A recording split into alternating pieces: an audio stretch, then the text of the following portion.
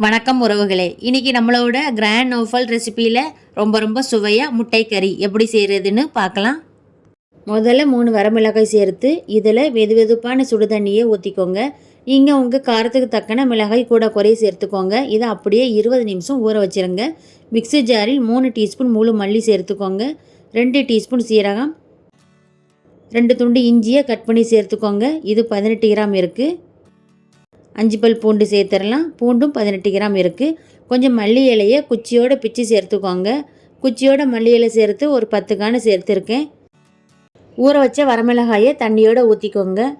இதை நல்லா நைஸாக அரைச்சி எடுத்துக்கோங்க. தண்ணி தேவைப்பட்டுச்சுன்னா கொஞ்சமாக தண்ணி ஊற்றி கெட்டியான பேஸ்ட்டாக அரைச்சி எடுத்துக்கோங்க. இதை மாதிரி முட்டைக்கறி செய்கிறதுக்கு 6 முட்டையை வேக வச்சு எடுத்துருக்கேன். முட்டையை இது மாதிரி கத்தியால் கீறிக்கோங்க. பேனில் 2 டேபிள் ஸ்பூன் எண்ணெய் ஊற்றிக்கோங்க. 1/2 டீஸ்பூன் மஞ்சள் பொடி, 1 டீஸ்பூன் காஷ்மீர் மிளகாய் பொடி, கொஞ்சமாக உப்பு சேர்த்துக்கோங்க. தீயை மீடியமாக வச்சு கலந்து விட்டுக்கோங்க. இப்போ வேக வச்ச முட்டையை சேர்த்துடலாம். தீயை மீடியமாக வச்சு 3 நிமிஷம் முட்டையை பரட்டி விட்டுக்கோங்க.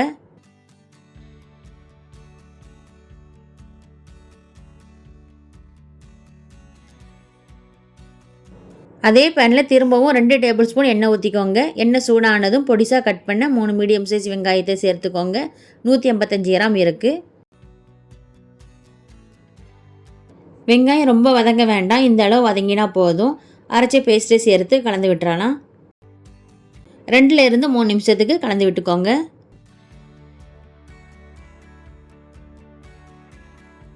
ரெண்டு மீடியம் சைஸ் தக்காளியை கட் பண்ணி சேர்த்து நல்ல நைஸாக அரைச்சி எடுத்துக்கலாம்.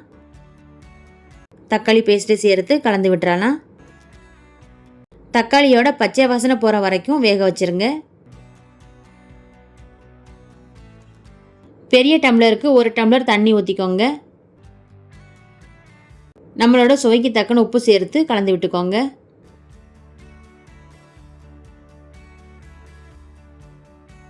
தீயை மீடியமாக வச்சு 12 நிமிஷம் வேக வச்சுக்கோங்க. 12 நிமிஷம் ஆயிருச்சு, திறந்துடலாம். ஒருக்க கலந்து விட்டுறலாம்.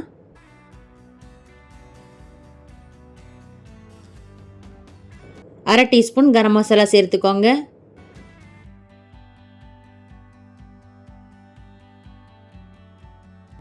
முட்டையை சேர்த்துடலாம்.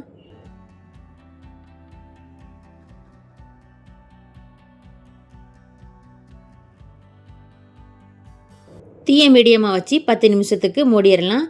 முட்டை கிரேவியில் மிக்ஸ் ஆகி வரட்டும். 10 நிமிஷம் ஆயிருச்சு, திறந்துடலாம்.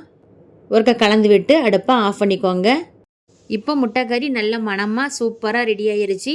நீங்களும் இதை மாதிரி கண்டிப்பாக செஞ்சு பாருங்கள். இந்த வீடியோ உங்களுக்கு பிடிச்சிருந்தா லைக் பண்ணுங்கள், ஷேர் பண்ணுங்கள். நம்மளோட கிராண்ட் நோஃபல் ரெசிபிக்கு சப்ஸ்கிரைப் பண்ணுங்கள். நன்றி.